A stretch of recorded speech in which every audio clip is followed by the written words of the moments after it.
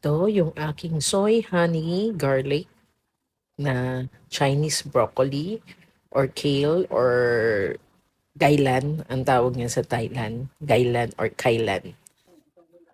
So, ang ginawa ko, ginisa ko muna sa medyo maraming mantika, yung bawang. Basta yung tama lang din sa aking non-stick pan. Naglagay ako ng oil, yung katamtamang dami lang. Tapos isang buong garlic na naminins ko para mag-brown siya ng konti. Saka ko nilagay yung ating stems ng Chinese broccoli or gailan.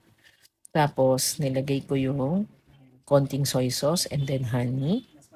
Yan. Pinalambot ko munang maigi yan. Kaya yan o, may konting soy sauce na yan eh. Saka honey na may konting tubig para lang mapalambot. Nung malambot na, nilagay ko na yung chop na leaves ng kailan. Yan. Marami yung leaves eh. Yung mga tangkay, pwede naman siyang makain.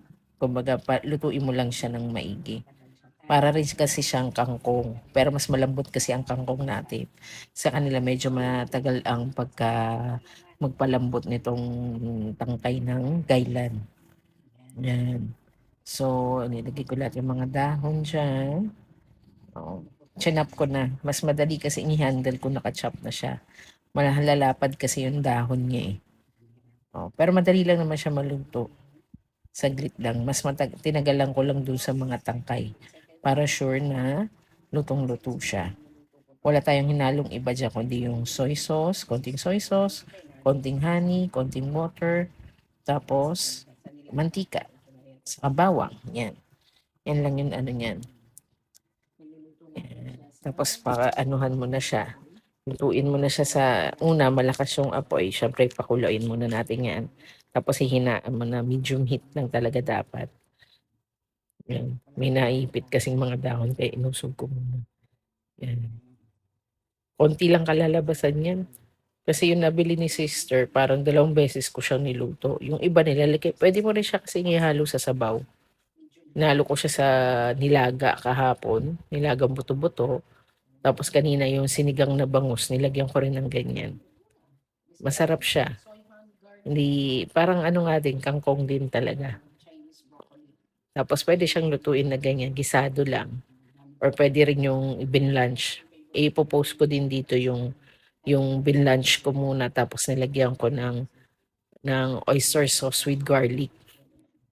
Yan, yun naman ang isang timpla pa na ginawa ko dyan sa gailan or Chinese broccoli. Mas mahirap kasi yung gailan kasi parang hindi rin ako pamilyar sa gulay na to eh. Yung pala, kala ko po lunsay, hindi naman pala. Iba pala tawag sa kanya, Chinese broccoli. Masarap siya pag naluto, ano lang, simpleng-simple lang, ayan o. Kasi inanuhan ko pa, sabi ko imimix ko na. Yan, dire-diretso lang yung pagbibideo ko. Kaya yun, ang layo ng sandok ko. Yan, kailangan ma-mix din kasi para yung lasa kumapit din sa mga dahon natin. Yan o. Wala na akong nilagay dyan eh. Okay na yan na ganyan lang. Basta medyo tostado. Masarap kasi kung medyo tostado yung garlic mo na ilalagay.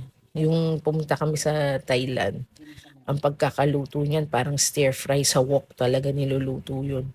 Tapos bubuhos lang nila yung sauce, yung pinaka-sauce nga nila. Parang mixture ng toasted garlic with, sa tingin ko may patis yun eh. Tapos yung may sesame oil, Chinese wine din siguro. Yun. Masarap eh. Tapos malasa. Eh, di ba, ang mga Thailand dish may mga ano yan eh. May mga patis, oyster sauce. Masasarap yung panimpla nila. Oo. Ayan. Luto na yan. Ayan o. Mga ilang sandali na lang kasi para malambot talaga pati yung dahon. Kasi pag mga senior, ayaw nila yung medyo malutong-lutong pa yung gulay. Kailangan malambot na malambot. Kaya yan, pinakuluan ko pa siya talaga. Hanggang sa lumambot. Pag pinapakain ko nga si mama niyan, ginugupit ko pa eh. Kasi mahirap na nagrereklamo. Minsan dumidikit daw sa postiso niya eh. Oh. Kaya ganyan, pinakuluan ko pa siya saglit. Tapos, pwede na siyang iserve. Gano'n lang kasimple yung timpla niyan, hindi ka mahihirapan. Ang importante lang malambot yung tangkay, yung dahon, yung puwede ng kainin. Pero sa atin na medyo bata-bata pa, puwede natin kainin 'yan ng saglitan lang na stir fry lang or binlanch lang tapos bubuhusan lang ng sauce, ayun lang.